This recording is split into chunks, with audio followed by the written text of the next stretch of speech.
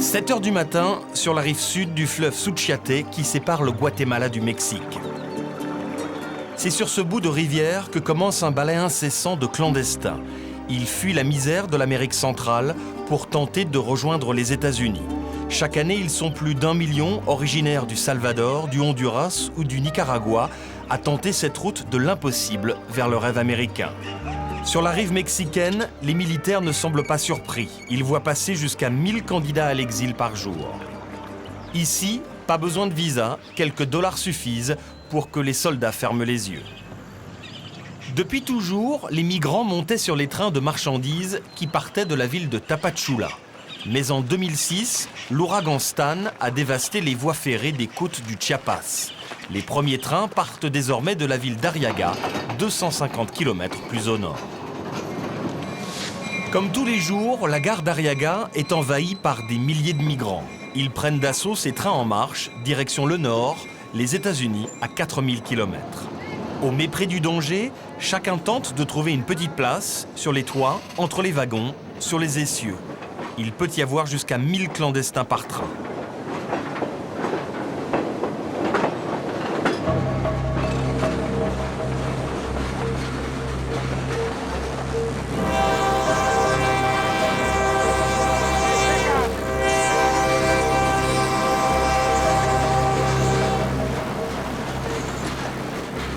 Face à un tel afflux de migrants, les autorités mexicaines ont renforcé les contrôles. Les forces de l'ordre n'interviennent jamais au départ du train, elles préfèrent attendre la sortie de la ville. Soudain, des policiers armés surgissent. Le train est bloqué en rase campagne. Ceux qui voyagent entre les wagons ont une chance de s'échapper, mais les clandestins, agglutinés sur les toits, sont pris au piège. Bájese, bájese, bájense, güeyes, bájese.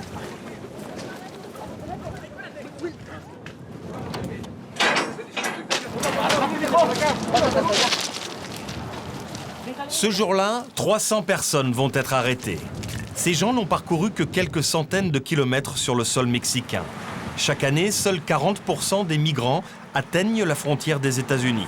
Pour cela, le voyage est terminé, les autorités mexicaines vont les reconduire à la frontière du Guatemala. La plupart d'entre eux retenteront aussitôt leur chance.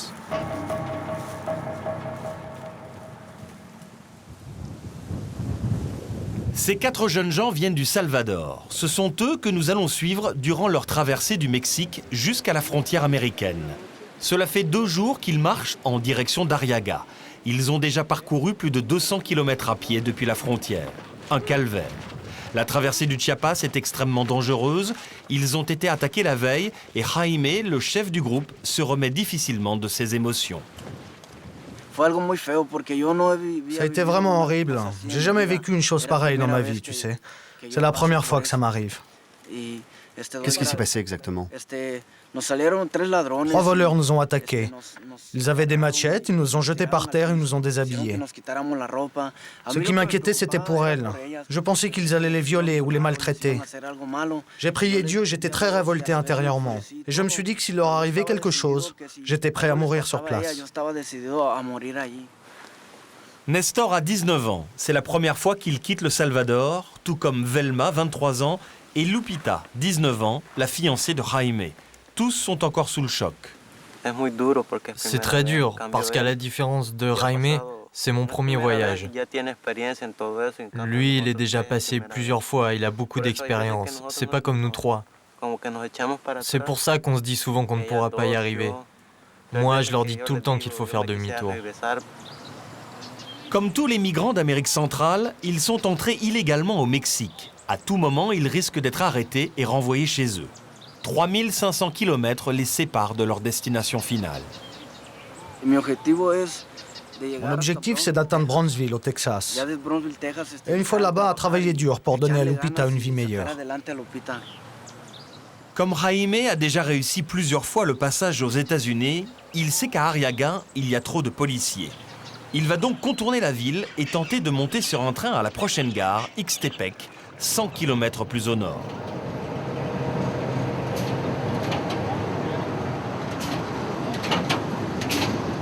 Dès leur arrivée près de la gare, Jaime, Lupita et Nestor vont aux nouvelles. Un commerçant va leur rappeler la règle élémentaire, ne pas se tromper de direction, car certains clandestins se retrouvent souvent par erreur à leur point de départ. Avant de monter, il faut bien vous assurer que le train se dirige vers le nord. Vous voyez passer beaucoup de migrants ici? Oui, énormément. Et vous, les Mexicains, vous en pensez quoi? Oh, ça ne s'arrêtera jamais. Jamais ça ne s'arrêtera. Parce que les migrants, ça va et ça vient. Vous avez vu souvent des choses horribles ici?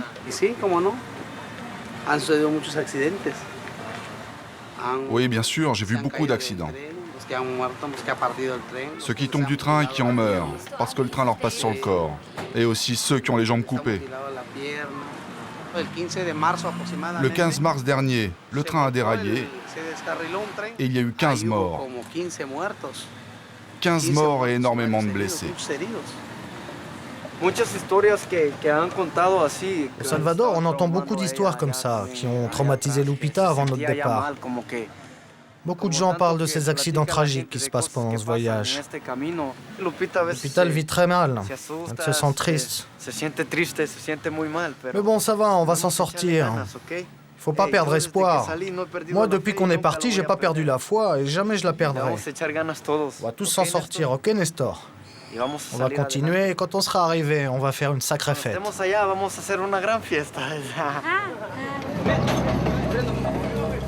Jaime et son groupe ne partiront que dans la nuit. Les trains qui montent vers le nord se remplissent peu à peu. Hier, je suis tombé du train, là, entre les rames. Mais grâce à Dieu, j'ai rien eu. D'autres migrants ont eu moins de chance. Au dispensaire de la ville, de nombreux blessés sont soignés après des accidents graves. C'est le cas de Rosana, salvadorienne, en convalescence depuis un mois, après avoir été amputée des 2 jambes. Je suis tombée du train. Je voyageais assise sur le toit. Je suis tombée en voulant descendre avant un barrage de la police. J'étais en train de descendre et j'ai glissé. Je voyageais avec une autre salvadorienne et 3 Honduriens. Ils ne sont même pas descendus. Ils ont cru que le train m'avait tué sur le coup.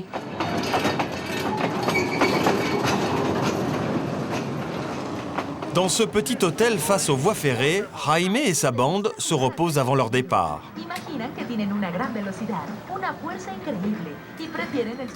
Dans la chambre voisine, d'autres Salvadoriens. Eux aussi ont parcouru 300 km à pied pour arriver jusqu'ici. C'est le premier voyage pour Blanca Dora. Elle a laissé derrière elle sa famille. Seul Francisco, son fils, l'accompagne. Ruth, leur cousine, a elle aussi quitté ses enfants. C'est une décision difficile de laisser sa famille derrière soi, non? Oui, bien sûr. J'ai laissé mes 3 enfants.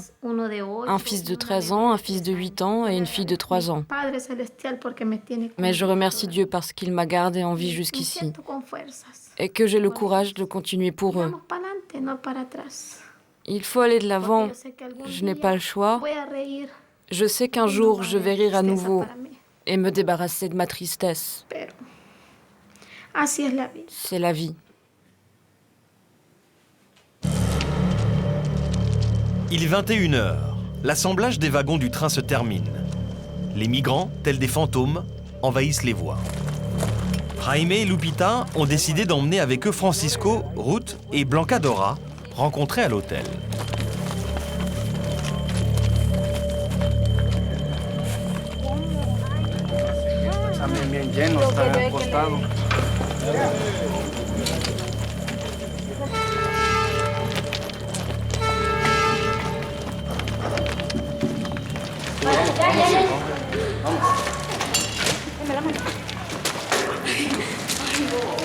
Tú protege por favor la puerta que nadie suba, ¿eh? Aquí no vamos a ir los otros y que nadie más suba. Quítate. Ahí, vamos, déjalo.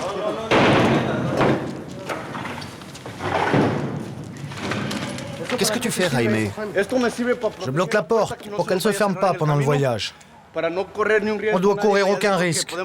Elle pourrait se refermer, on manquerait alors d'air et on peut mourir. C'est le moment le plus dangereux du départ. À tout instant, le wagon peut être envahi par d'autres clandestins ou attaqué par des bandits. Ce qui inquiète surtout Jaime, c'est qu'il est accompagné de jolies jeunes femmes. Tout au long de cette traversée du Mexique, de nombreuses femmes sont violées, même en présence de leurs proches.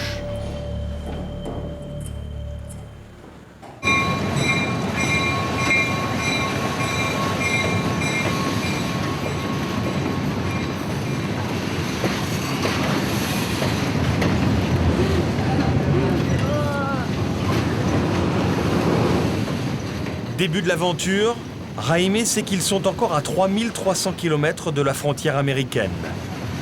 Le plus dur reste à faire. Ce premier trajet dans un froid glacial va durer 8 heures.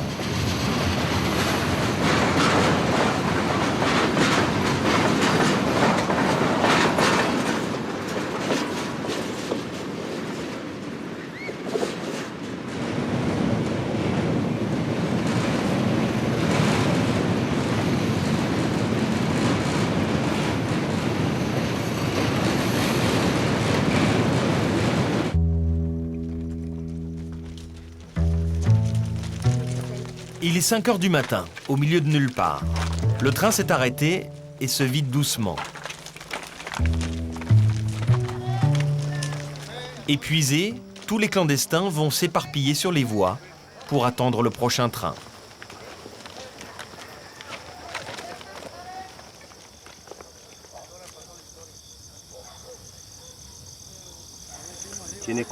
Tu réalises à quel point ce voyage va être difficile, non? Oui. Oui, c'est dur. Ça va être un voyage très dur.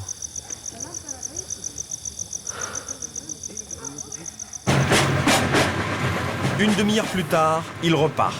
Ils ont dû grimper sur ce train en marche. Le groupe n'a trouvé de la place qu'entre deux wagons.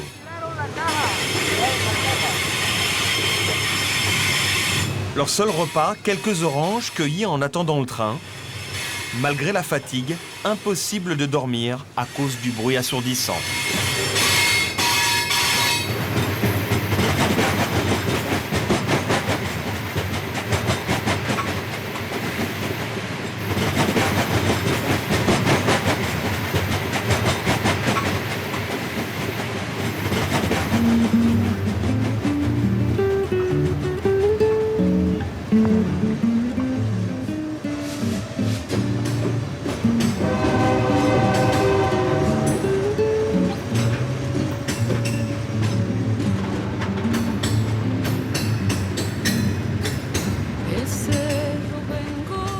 Jaime a vécu 15 ans à Los Angeles avec sa famille. Membre d'un gang, il s'est fait condamner plusieurs fois.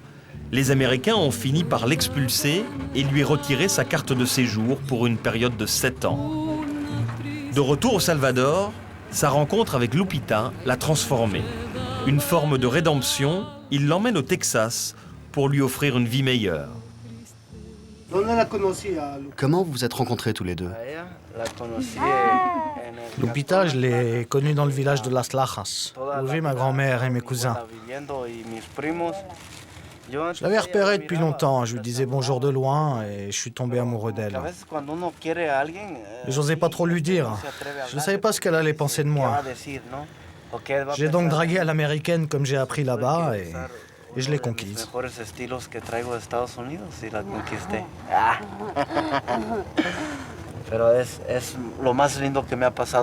C'est vraiment la plus belle chose qui me soit arrivée dans ma vie, tu sais. Je veux pas la décevoir et je vais tout faire pour qu'on atteigne les États-Unis. Et en plus, si on peut, on essaiera d'aider sa famille.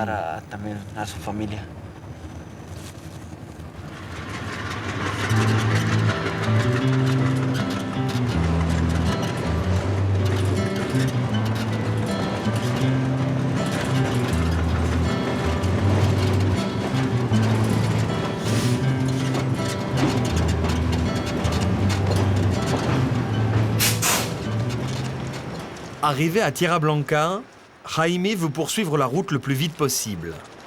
Le reste de la bande espérait souffler un peu, surtout Lupita qui est épuisée. En discutant avec les cheminots et les autres clandestins, Jaime a localisé le bon train. À nouveau, il est inquiet, car trop de monde traîne autour de son groupe. On va aller à l'arrière du train pour être prêt pour le départ. Je veux à nouveau un wagon pour moi et je veux mettre personne en danger. On va marcher vers la queue du train et j'espère qu'on va pas avoir de problème avec ces mecs.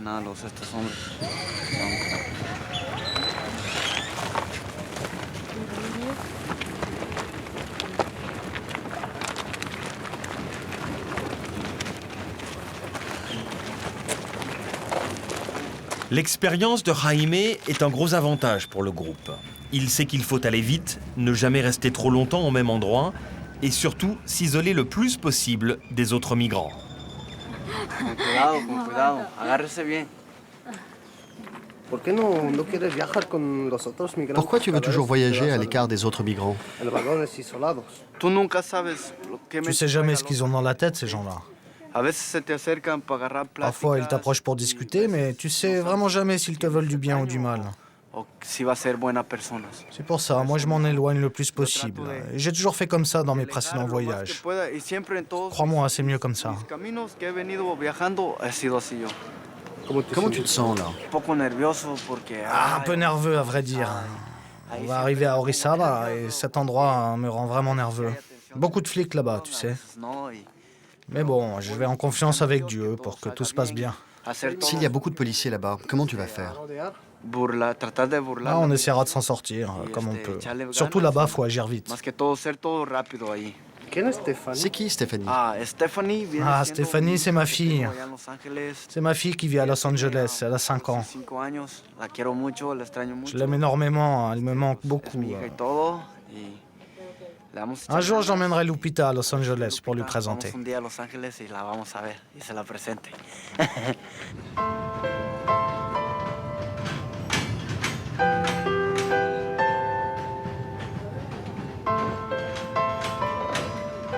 Ya vamos a llegar, ¿ok, mi amor? Vamos a echarle ganas, ¿ok? Ay, me duele la cabeza, no cargo una aspirina. Ah, una pastilla. Ah, ahorita le pregunto a qué es lo que a ver si trae algo, ¿sí? Pero no se ponga nerviosa porque aquí estoy yo. Ay, es que me da más miedo que ella va. Ah, yo sé, pero es divertido. Le va a gustar. No va a tener miedo, por aquí voy yo y aquí vamos todos y vamos a echarle ganas, ¿ok, mi amor? Y si vamos en este camino es por necesidad para un futuro mejor, ¿ok? Estoy muy contento con usted porque la quiero, la amo con todo mi corazón.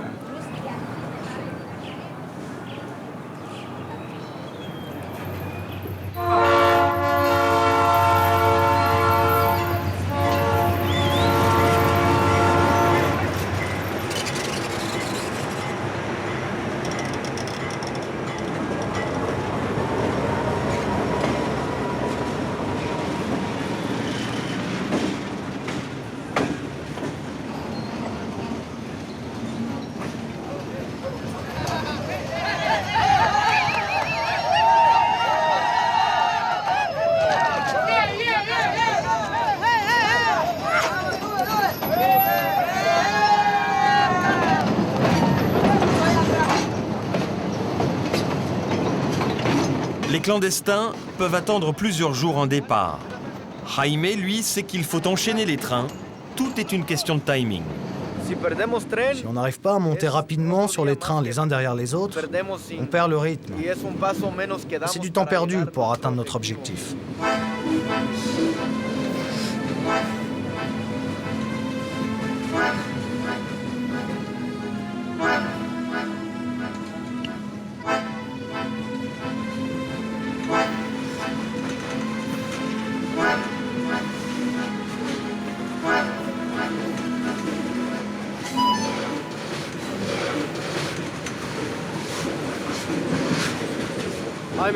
Jaime, quel est le plus dur pour toi dans ce voyage? Le plus dur? Le froid, la faim et souvent le manque d'eau. Mais c'est surtout d'être tout le temps poursuivi par la police. C'est ça le plus dur. Le danger ne te dérange pas? Le danger, j'essaye de ne pas trop y penser. Et lorsqu'il y a danger, j'agis pour protéger le groupe. Quel type de danger il y a sur le train? Mais tout peut arriver sur le train. Tu peux être écrasé par le train, par exemple. Tu sais, si on s'endort, on peut tomber. Pour moi, c'est vraiment un voyage très dangereux.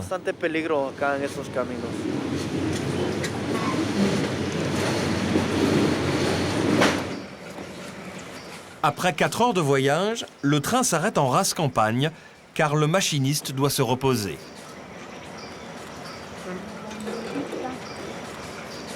Par chance, il y a ce champ de canne à sucre. Ce sera le seul repas de la journée.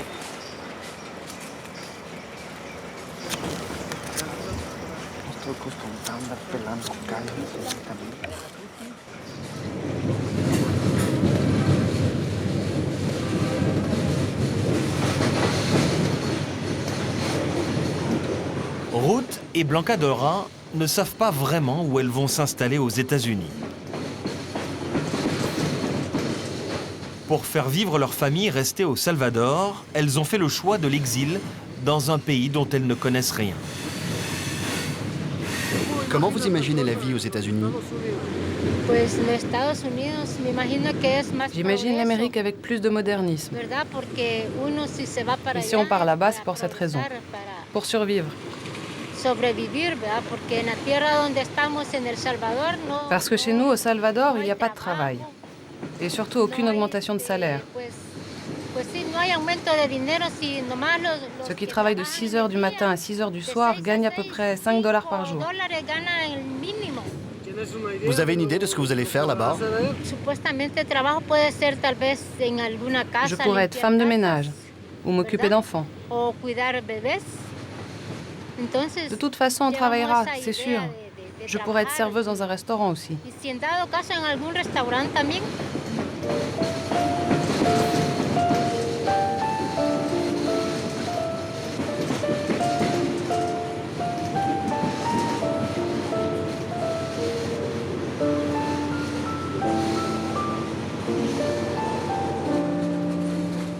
À la sortie de Cordoba, le train s'est à nouveau arrêté. Panne technique. Jaime en a profité pour descendre. Le groupe est épuisé par ces 8 heures de voyage, sous la pluie et dans le froid. La nuit va tomber, il faut trouver un refuge. Jaime, qu'est-ce que tu penses faire? Je vais chercher un endroit pour nous abriter. Pour dormir un peu, voir si on peut être hébergé par quelqu'un. Il est déjà tard et la nuit va tomber. On verra demain matin si on peut remonter sur un train pour continuer à avancer. Et puis voilà, on verra bien comment on s'en sort.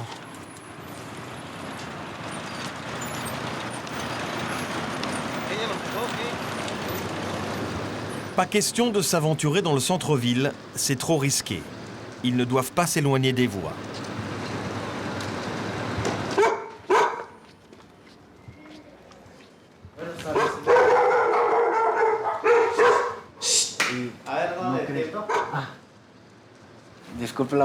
Bonsoir monsieur, excusez-moi de vous déranger. Je suis avec 5 amis et c'est pas trop où dormir. Est-ce que vous pourriez nous héberger dans votre jardin? On vient de descendre du train. On n'est pas d'ici, vous comprenez? Je vous promets, vous aurez aucun problème avec nous. Le problème, c'est que c'est interdit. C'est interdit. Et je veux pas de problème. Tu comprends? Oui, d'accord. Merci, monsieur. La loi mexicaine punit sévèrement ceux qui aident les clandestins, jusqu'à 6 ans de prison. Aucun habitant ne leur ouvrira leurs portes. Ils vont dormir dans le froid.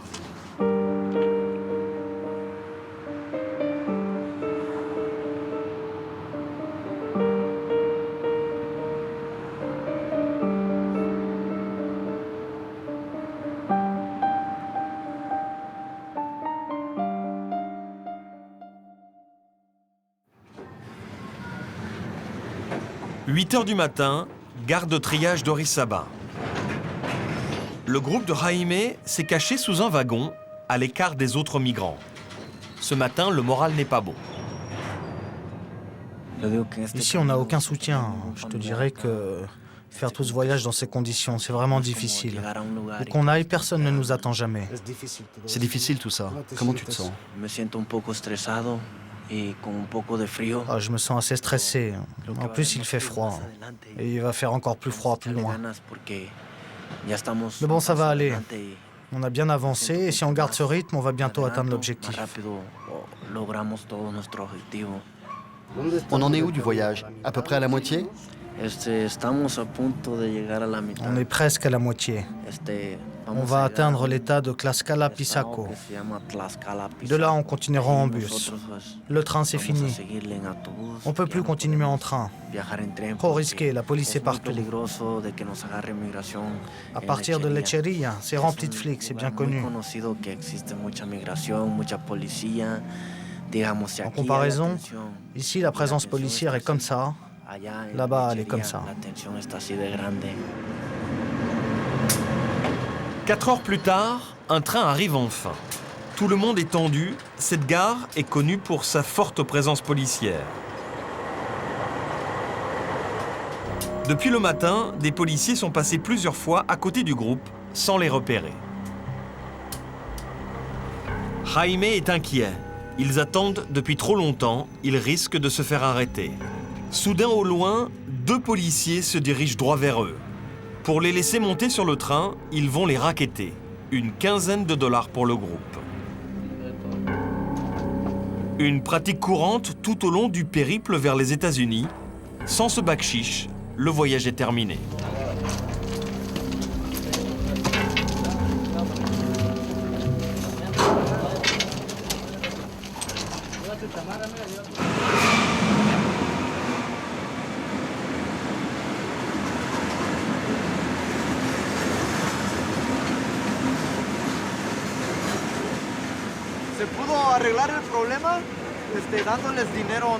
J'ai pu régler le problème en leur donnant un peu d'argent pour qu'ils nous laissent passer.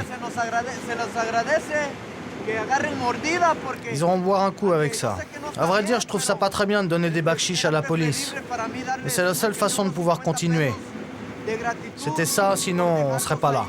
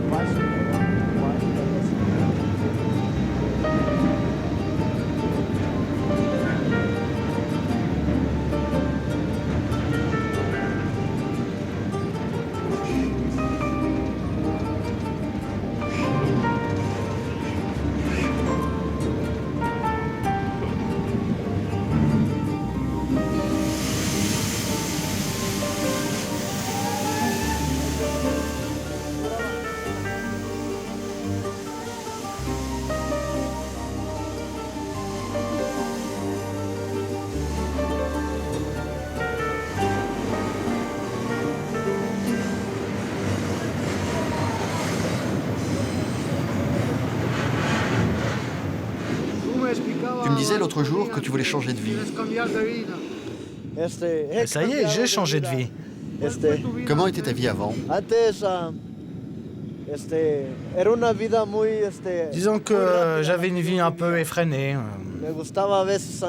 Je faisais beaucoup la fête. Je buvais pas mal et d'autres choses encore. Là-bas, à Los Angeles, je conduisais des voitures qui n'étaient pas vraiment à moi. J'en suis désolé d'ailleurs. Je portais des armes. J'ai été plusieurs fois en prison pour possession d'armes. Une fois pour possession de drogue. Maintenant, après 7 ans d'interdiction de séjour aux États-Unis, grâce à Dieu, j'ai bien réfléchi à tout ça. Et j'ai laissé mes vices de côté. Si un jour, un juge américain me donnait l'opportunité de vivre à nouveau à Los Angeles, je lui serais, ainsi qu'à Dieu, vraiment plus que reconnaissant. Crois-moi, si les juges qui m'ont condamné à Los Angeles constataient à quel point j'ai changé, je suis sûr qu'ils me donneraient une nouvelle chance.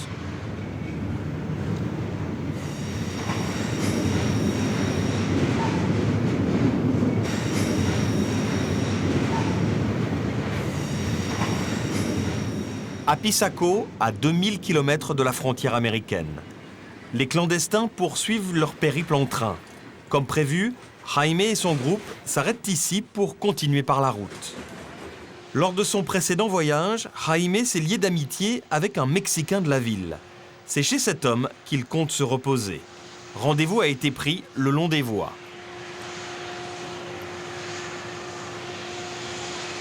Vous ne verrez pas son visage, car aider des clandestins est interdit. On va faire 2 voyages, non? D'abord 4 personnes, puis après les autres. Ah, merci Mario, vraiment, je ne sais pas comment te remercier. C'est bon? Tout le monde est là? Oui, oui. Pour ne pas attirer l'attention de la police, chacun part de son côté. L'homme a garé sa voiture à quelques centaines de mètres. Ils vont discrètement rejoindre le centre-ville.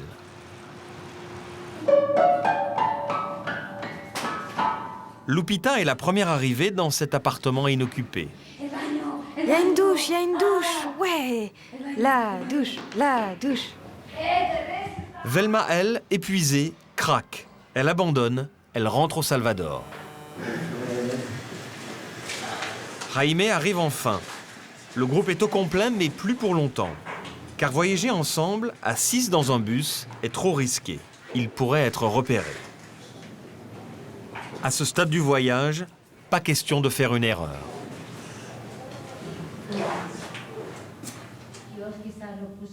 Jaime donne ses derniers conseils à Blanca Dora, Francisco et Ruth, qui l'a guidé jusqu'ici.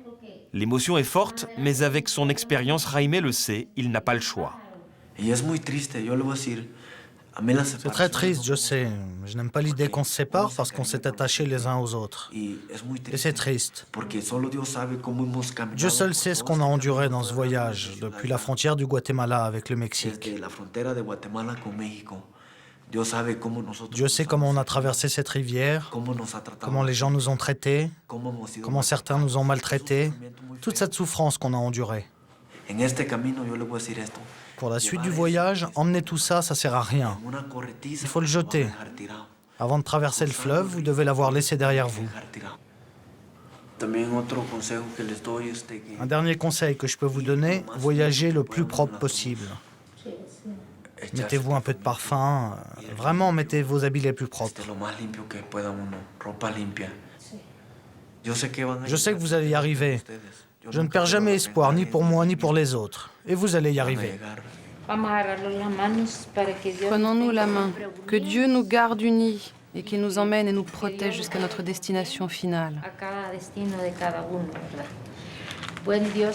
Seigneur et Père Tout-Puissant qui est au ciel, nous te remercions de nous avoir gardés unis depuis notre rencontre jusqu'à aujourd'hui.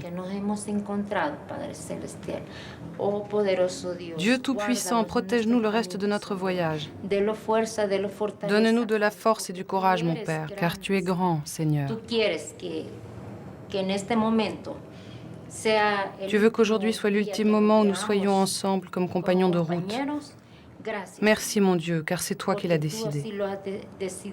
Tu es grand, Seigneur. Tu es tout-puissant. Nous te remercions. Poderoso eres, Padre. Gracias, Padre. Gracias, mi Dios. Amén.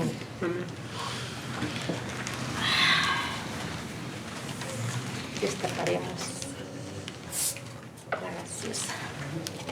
Pour leur dernier repas ensemble au Mexique, un petit avant-goût d'Amérique. Pizza.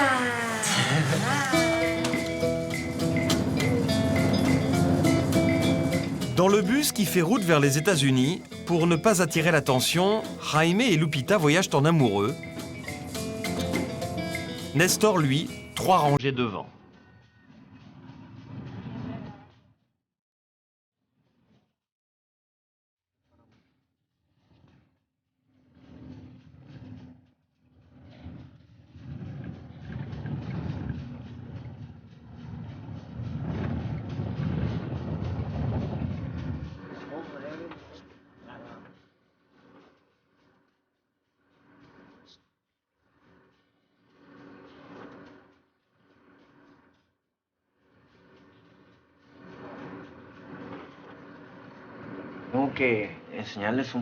Bon, il faut que je vous apprenne 2 ou 3 combines à propos du Mexique, au cas où des soldats ou des policiers montent dans le bus pour un contrôle.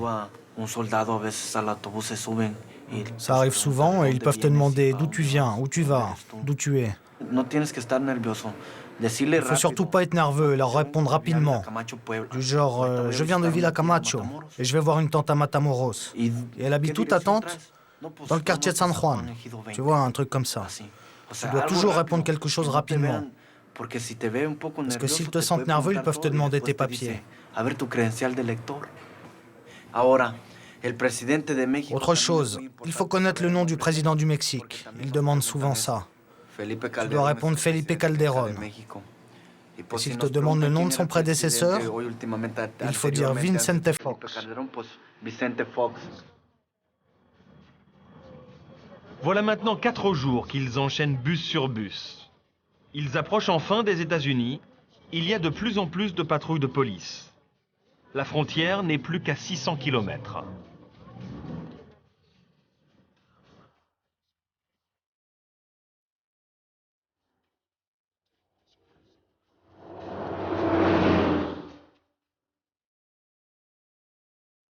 À bout de force, si près du but, Jaime préfère s'arrêter pour la nuit dans ce petit hôtel. Là, je ne peux plus continuer. J'arrive plus à garder les yeux ouverts. Je suis vraiment crevé. Il faudrait pas que je m'endorme pendant la route, tu comprends? Il faut que je reste vigilant au cas où il y ait une opération de police ou de l'armée. C'est mieux comme ça, de se reposer un peu ici. On est encore loin de la frontière? Non, il reste à peu près 3 heures de route en bus. C'est pas beaucoup, mais c'est la meilleure décision de s'arrêter ici ce soir. Parce que la moindre erreur que je pourrais faire serait fatale. Il nous renverrait au Salvador. Dernière ligne droite jusqu'à Matamoros, la ville frontière. Et là, Jaime va commettre sa première erreur depuis son départ du Salvador en descendant du bus trop tôt. Il est perdu et très exposé. À tout moment, une patrouille de police pourrait les contrôler. C'est pas un peu risqué ce que tu fais là? Ah si, mais bon, il n'y a pas beaucoup de flics dans le coin. Mais c'est compliqué de me faire prendre en stop ou que quelqu'un nous aide.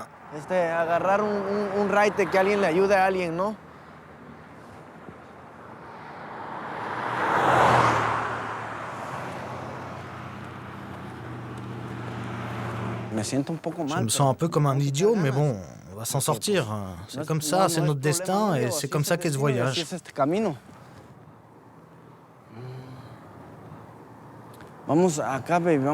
Viens, on traverse, bébé. Viens, Nestor. Là, regarde, il y a des panneaux, on va bien voir. Si, ils disent Matamoros, regarde. Je sais, mon amour, pardon, je suis désolé. Mais tu sais bien comment c'est. Ça va aller, ça va aller.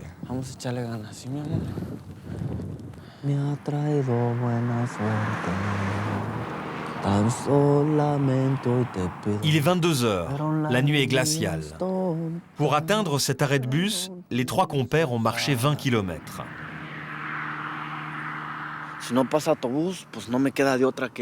S'il n'y a pas de bus qui passe, j'aurai pas d'autre choix que de rester dans ce village et demander l'hospitalité.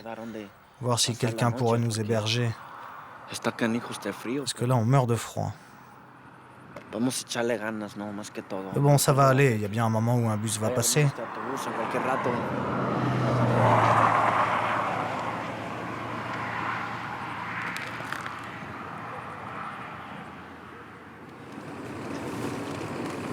Une heure plus tard, un bus arrive enfin. Il va les emmener jusqu'à Matamoros, à 150 km de là.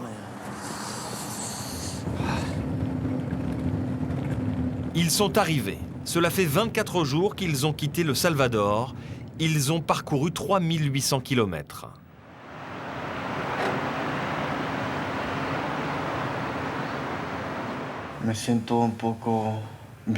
Je me sens bien, très heureux. On est tous arrivés en vie. On est tous là après un voyage vraiment difficile et stressant pour moi. Jaime a décidé qu'il ne passerait pas ce soir le Rio Grande, le fleuve frontière. Ils sont trop fatigués. Le grand jour, c'est demain.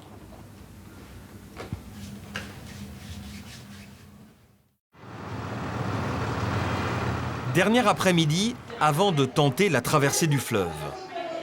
Surprise, Blanca Dorin, Ruth et Francisco arrivent à leur tour à Matamoros.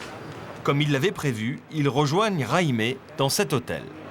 Eux aussi ont alterné bus, autostop et marche à pied. Épuisés, mais heureux d'être à la frontière. Ils vont tous passer le Rio Grande dans quelques heures, mais à nouveau, ce sera chacun pour soi. On ne peut pas y aller tous ensemble, c'est beaucoup trop risqué. En plus, je dois déjà faire passer Nestor et ensuite Lupita, tu comprends? Pour traverser le fleuve, il vous faut absolument quelque chose qui flotte.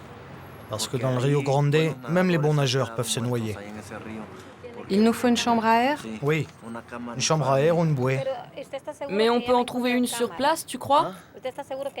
On pourra en trouver une là-bas? Normalement, oui. Moi, personnellement, je vais acheter une bouée. Mais tu pourras trouver une chambre à air ou une bouée qui traîne sur les berges.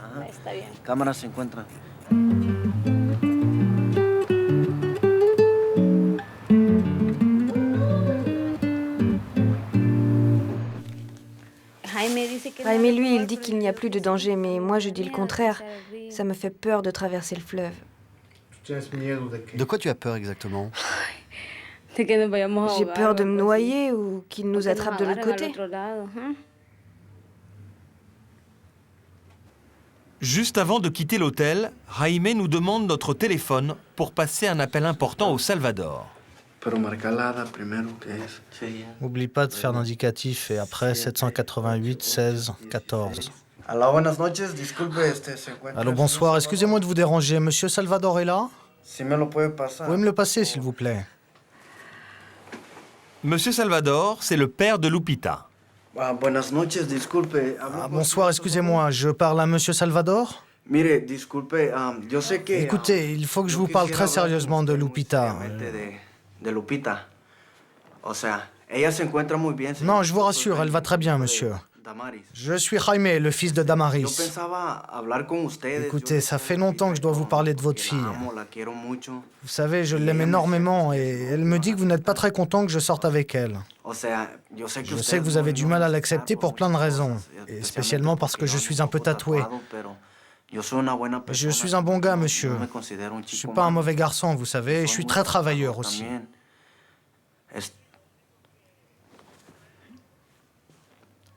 Non, écoutez, je vous promets que je vais prendre soin d'elle. Je l'aime de tout mon cœur. Je vous le promets. D'ailleurs, je vais l'épouser là-bas, à Brownsville, Texas. J'ai bien l'intention de me marier avec votre fille et de passer le reste de ma vie avec elle, monsieur Salvador. Bonsoir, papa.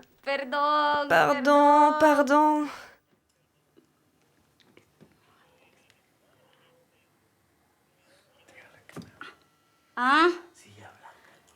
À la frontière, papa. Demain, on sera de l'autre côté.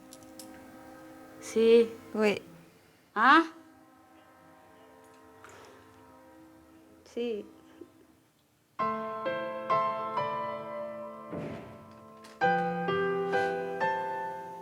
Si on l'a fait comme ça, c'est que c'était mieux pour nous deux. Tu sais, jamais sa famille ne l'aurait accepté.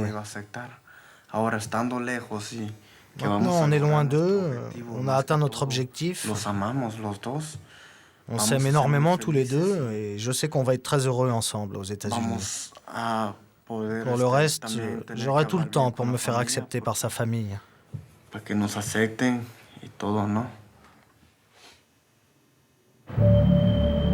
3 heures du matin, au bord du Rio Grande.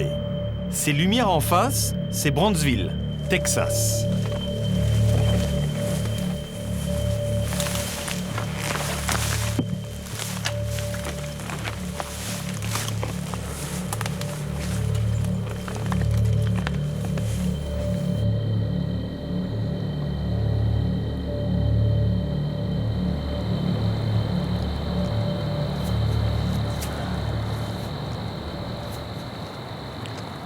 calmado del otro lado.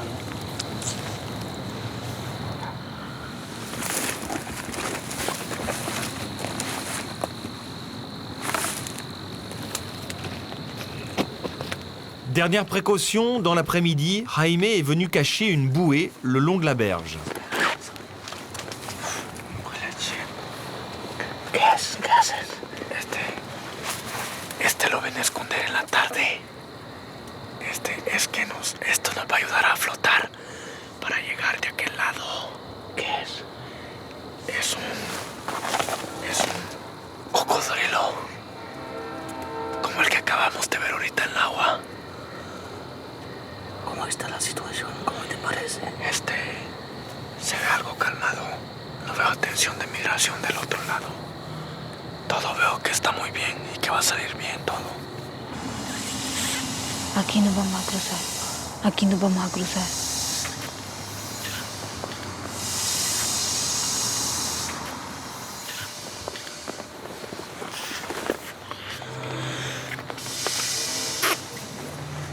Cuando salgamos del agua, son como bambús.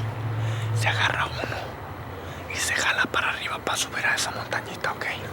Si en caso caiga un carro de migración del otro lado, tenemos que tener esto cerca para poder brincar y nadar para atrás, para que no nos agarren, ¿ok?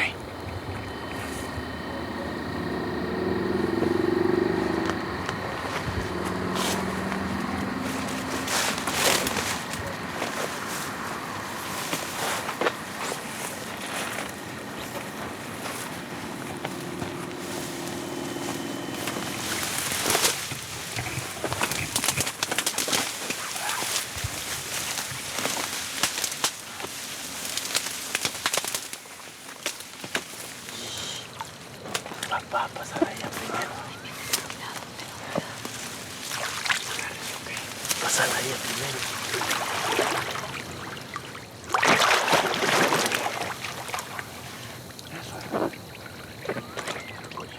¿Y qué imaginas al otro lado? Pues de que vamos a pasar y lo vamos a esconder y Jaime va a ir a vigiar a ver si hay migración y si no hay. Primero Dios que no haya, lo vamos directo. Ya pasó, ¿ves? Todavía no. Bien, ya llegaron. Ya llegó a la orilla.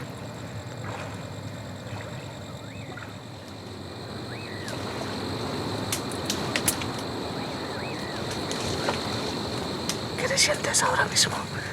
No, yo siento alegría que ya vamos a pasar. Todo lo va a salir bien, primero Dios.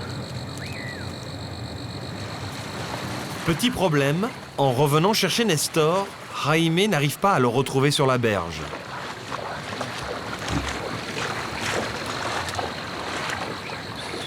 Venite. Vente. Aquí. Aquí, vente.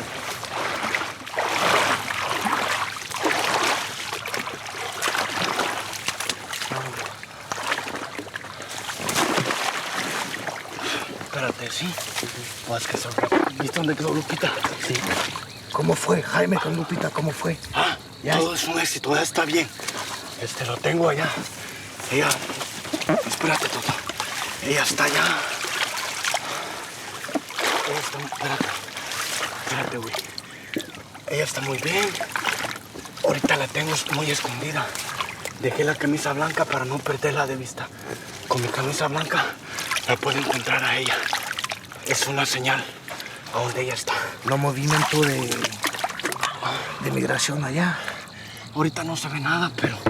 Espérate, Néstor. Espérate, güey. Estoy cansado, aguanta. Pero ahorita ya me voy y nos vemos. A ver cuándo, ¿no? Órale. No me hagas así, güey. Me está echando a mí en la cara.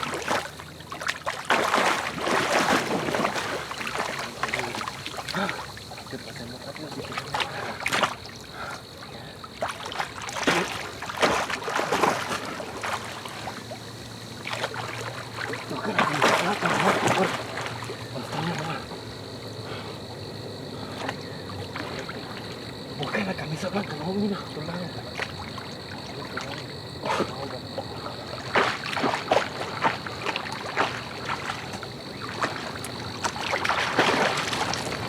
la camisa ahora con esta lupita, güey.